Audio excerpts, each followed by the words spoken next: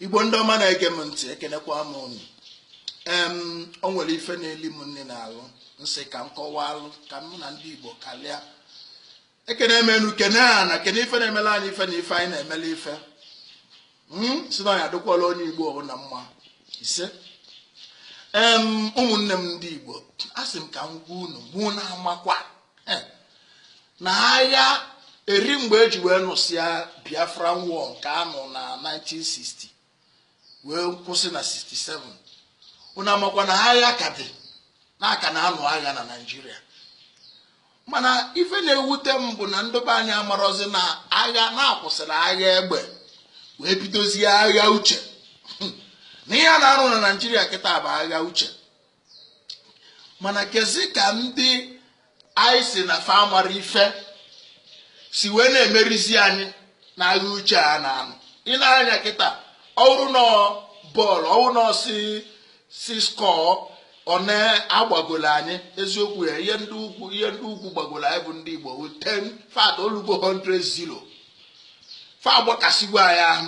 Agha uche ka a na-anụ kịta. Agha uche ka a na-anụ. Ndị Igbo unu erososi na ndị be anyị kwuru okwu si na ọ bụ na atọ bụ ụtọ si wepụ aghụghọ. Mana ndị anyị ji ebio ma sị ha na ọka anyị na fadị na mma ka anyị tọba ụtọ ha ekwere ewepụ aghụghọ. Fana aghụghọ anyị aghụghọ.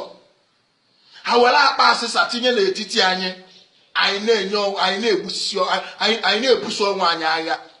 Ha jide ndị Igbo niile tiwasịa. Ndị Igbo nọ na onye Igbo nọ n'Ọnịcha fụ onye Igbo nọ na Abatete ọ na-akpụ ya nwa onye Igbo. Onye Igbo nọ na Asaba fụ onye Igbo nọ na Anambra steeti ọsịa yu bụ Igbo mia no bụ Igbo. Onye Igbo nọ na Delta steeti onye Ikwere fụ onye Igbo ibi ọsịa mba na afịa ụkwa Chibuike afịa ụkwa Amadi. Onye Igbo nọ na Owerri na-azakwa Amadi ọsịa mba na anobi Igbo. Hausa man tell me say anobi Igbo. Mgbe na-ajụ ndị Igbo ọ gịnị na-eme anyị ife a? Agha uche a na-anụ kịta ndị ugwu je jikọta onwefe ọnụ wee na-emeri anyị wee na-aghọli anyị. Anyị nwere agbakwu ha na anyị na ha dị na mma na anyị na ha na-atọ ụtọ mana ha ekweghị ewepụ aghụghọ. Ewu ndị Igbo debe ahụ na anyị afụka Naịjirịa n'anya na-egbu ọkwụnụ ma ihe a na-akpọ Sabongeri wu New Town. Ndị Igbo kpokọrọ jee ugwu Hausa jee Kano ruo jee Sabongeri ebe ọfịa anyị mee ya ọwụlụ siti. Mana ịbata na be anyị ebe niile wụ ọfịa o nwere ebe na-eme eme. Ndị Igbo nwee na-ajụ ọgịnị nọ. Agha uche a na-anọ kịta na ọgịnị nọ. Ndị gọvanọ anyị anụgo m ihe unu mee.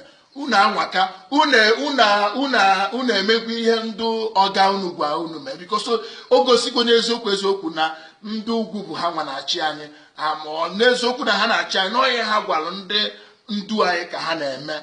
Unu apụtago unu edeclare go IPOB unu esorogo kwuo na IPOB wu terrorist anyị ncha niile indigenous people of Biafra the remnant of Biafra ndị egwu for 1960 ọha nwa ndị declare terrorist kịta. Unu bụ ndị gọvanọ pụta soro support asị yes na unu achọ ọzọ anything IPOB na steeti unu anwakakwa daalụnụ.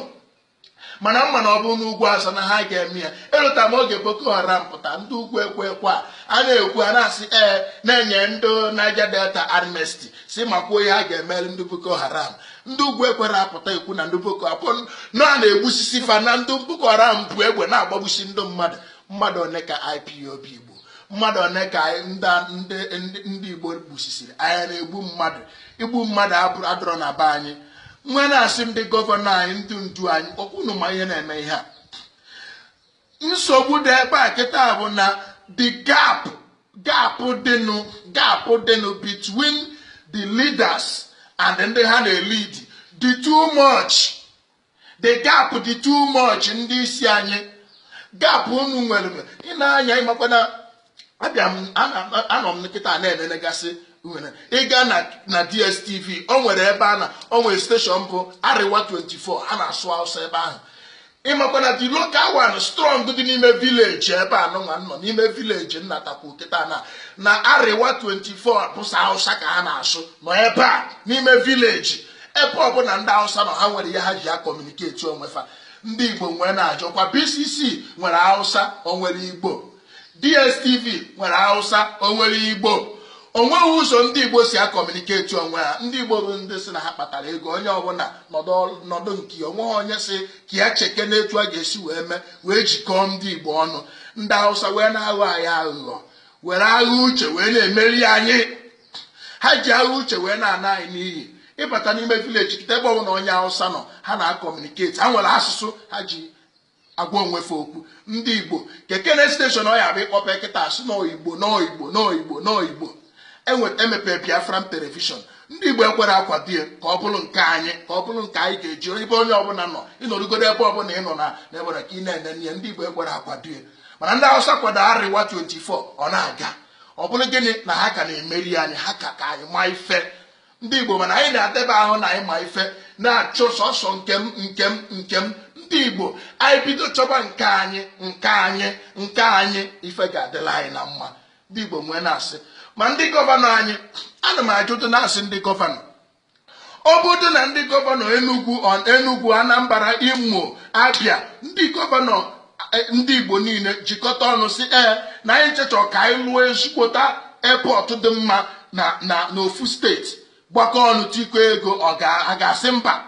Unu pụta kịta na-asị na unu chọrọ ka unu jikọọ ọnụ gaa Calabar maọbụ Warri maọbụ Port Harcourt mitie gọvanọ nọ ebe a sị ya ka anyị chere niile tim onu ọp ka anyị mee lụọ dis seaport dị n'obodo a ka ọlụba ọlụ. A ga-ajụ ka anyị mee ya ka ọlụba ọlụ sibe ike, ka ndụba anyị, maka na ọhịa ndị a bụ ya na-achụpụsị ndụba anyị, ka ndụba anyị na-atụ afịa, ka afịfa na-abatazi direct. N'okwu agwara unu na-expend almost 30 billion dollar na River Niger seaport or whatever. Since that time Jonathan Kogori si ya Okogori, how far o nwere ihe na-eme ebe ahụ? Kedu ihe anyị ji wee na-emedo onwe anyị ihe a? Ọnụ nwere ka ndị Igbo ga-esi wee jikọọ ọnụ, ma na onye ajụrụ ajụ anara ajụ onwe ya, onye arapụ ama arapụ onwe ya. Ndị Hausa jikọrọ ọnụ na-alụ anyị akpụrụka, na-alụ anyị gem, na-aghọli anyị, na-aghọ anyị aghụghọ. Anyị nwabụ ndị Igbo, ndị isi anyị debe arụ na n'ụzọ the only way ha ga-esi wee survive bụ ka ha solu ndị isi ndị Hausa wee na-emegide ndị nkefa. Ndị goro anyị ife na-eme anyị, ụmụnna anyị kwuo okwu agba anyị tọọ ka ya sị na ba abụrụ mmadụ, nwere onye na-ekwu okwu. Nwee na-asị ndị gọvanọ anyị, ndị ministers, ndị ọnụ na-eru n'okwu, kedu ife o ji wee dee etu a? Ndị nze, ndị ọzọ, ndị ichie, ọ pụtara na enwezi onye ga-ekwula anyị. The only voice na-ekwula anyị, the only voice of the commoner bụ the voice of the Nnamdi Kanu. Asịsị nwere ya ka eme gịnị? Ka egbuo na o mee gịnị? Na o kwuru si na ọnọdụ ndị Igbo na ọ dịrọzi mma n'obodo a. Nwe na-ajụ ndị Igbo, mụ bụ onye ozi Chukwu na nso obi iji ọfọ nwa oye nwa Olisa na-asị ndị Igbo, ọ gịnị? Kedu mgbe unu ga-eteta n'ụla? Olubeka unu ga-eteta n'ụla n'ọnọdụ a nọ kịta, mmalụ na agha uche ka a na-anụ n'obodo a, n'olugbo mgbe agbụ ekere nwa ngwere n'olugbo ọtụtụ. Olubeghị mgbe unu ga-eji wee mmalụ na ihe a na-eme n'obodo a na ọ tọrọzi nkịtị. N'ebe anyị ka ọdọ nwere ebe mepere emepe, ọkwa maka na ndị Igbo anaghị etiri onye uchu na politiks, na ha fesiwaga biznes fa. Ndị ọchịchị anyị wee were anyị na-emere ihe masịrị fa. Onwekwa mgbe anyị ji afọ anyị onwere the gap nọ between ebe the governors, the politicians, the gap nọ ebe fa nọ na ndị fa na-lead ọ dị too far.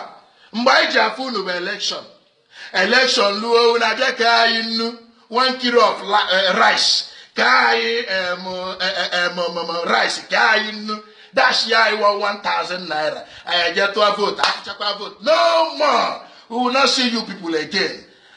Olukwa second term na agbalụkwa bịalụta na anyị nọ. Anyị wee na-asị na anyị anwalugo ife. Gụba onye Igbo, votu niile ịtụbara sinsi ọ na ịmarụbere ife. Eso m na ndị si na ma nara atụsị. Eso m na-agwakwa gị nwa bụ onye ka na-eme a ga-atụ votu, abụ na atụrụ votu, edeclare Anambra state of emergency, anụ ọhịa ka e wee maa ihe. Dowu a na-abịa gị ribe ofe nsara atụ na maka na gịnị na ndị anyị tụbara sinsi nwere ihe anyị tụtara ya. Nghọle ka ndị politicians na-aghọli anyị. nghọli ka fa na ha ghọli anyị apụta ha nọkọ ọnụ onwe nke na-asị m biko ka makwa m ihe ndị a na-ekwu nwa 5,000 nwa ya enye gịnị 5,000 na politician bịa dashi ahụ 5,000 nye 1 kilo of rice na salt irie nke ahụ aga nyawo na nyaka ihe juwejede lay your right ihe nkwụsị na mara atụsị abịa na gwa onye ọbụla atụ na maka na ọ bụ na ya atụrụ anyị anọọla ọnwa anyị na ihe ndị anyị tụbara atụ na o nwere ihe anyị tụta onwere na mgbe na ọ na-eru ọnọdụ anụ na-asị kedu ihe kpatara ọnọdụ anyị ji wee dị etu a kedu mgbe ọ ga-adị mma ole mgbe ndị Igbo ole mgbe ka ọ ga-adịla anyị na mma ndị anyị si n'ọha nwa bụ ndị isi anyị ha anaghị ekwunyela anyị ndị anyị si n'ọha nwa bụ ndị eze ha anaghị ekwunyela anyị onye ọbụla ejide anyị Igbo gbasasịa dị nke ka nke na-ebukekwuziri religion ụka wee tinye n'ala Igbo onwezi ihe jikọ ndị Igbo ọnụ kịta onwezi ihe Igbo na-emekọ ọnụ oge m gere onye isi ndị afemifere ọkwụ si na ihe jikọ ndị Yoruba ọnụ abụghị religion ọ bụghị politics na ihe jikọ ha ọnụ culture mgbe na-ajụ ndị Igbo culture ojikọ anyị ọnụ ikwute okwu gbasara na mba baịbụl m na-eme o megide baịbụl m pastọ m sị m mba nwee na-asị mgbo ndị Igbo kedu mgbe anyị ga-esi n'ọnọdụ a wee pụta nwere asị do ụmụnne m ụmụnna m ndị ifeọma na-adị na mma onye agbasi na nkịtị onye anọzi na ndị gọvanọ anyị ọbụdụ ekwukwa m sị ọbụdụ na unu wepụta jikọọ obi ọ na-asị na ọ na-eruo unu mee conference nwe whatever ndị South Eastern whatever na-eme unu akpọkọ sọsọ ndị politicians unu achọrọ ịma maka ndị unu na-achị onweghọ mgbe unu ga-akpọkọta ọnụ kpọkọta ma ndị unu na-achị ma ebe ọbụla ka onye ọbụla kwuo uche ya mara ihe a ga-eme mara etu a ga-esi wee mee gịnị wee jikọọ ndị Igbo ọnụ lotakpanụ na mụwa onye ozi chukwu nọ nso obi juọfọ nwaoye nwa Olisa ife nna champion ife na-ekwu maka ya bụ njikọ ndị Igbo ka ndị Igbo jikọọ ọnụ n'ebe ọbụla fanọ ka ndị Igbo jikọọ ọnụ wee were ofu ọnụ wee na-ekwu aka m na-ekwukwa na-asị edikere agwụgwọ ndị IPOB terrorist indigenous people of Biafra esokwa m n'ofu onye bụ onye Biafra iso onye Igbo niile so na ndị indigenous people of Biafra anyị chere na awụrụgwụgwọ terrorist o ebe ọ bụ na ime kpaka m ma gba anyị tọọtọ wee na-asị ka Chineke mekwala anyị ebere ịnụ ọnụ m gbasa ozi a ka ndị ohu ndị isi anyị nụ ya ka e nwee ezi nchegharị ka e nwee mgbanwe n'ala Igbo maka na nsogbu anụnwa ọdụgo amazịkwa ihe a ga-eme ya mana ihe a ga-eme ya dị anyị na-ene n'unu na-ama ka anyị maka unu si esi wee mee unu na-emepụghọ anyị abịa anyị were nke anyị weta nke anyị unu bịa si na anyị bịa ka anyị tụnyere unu alụ anyị ga-atụnyere unu alụ nwere asị ụmụnne m ka anyị jikọọ n'ọnụ ihe anyị na-ekwu maka njikọ ndị Igbo ebe ọbụla ị nọ kpaba nkata maka esozina na ndị na-asị na Igbo afọ onwe ha n'anya asị ka ọ bụ ihe mere anyị n'ahịa etu esi wee tụọ ihe mere anyị kpatara anyị ji wee na-akpa ịdị agwa mana ama m na ọ bụ na ndị Igbo bịakọta ọnụ na anyị ga-edozibe anyị o nwekwaghị ga-edozili anyị anyị nwa ga-edozibe anyị ekelekwa m unu tinye n'aka ka anyị dozie n'ebe anyị ka ọ wee dịla anyị na mma ọ ya adịla anyị na mma ndị Igbo ise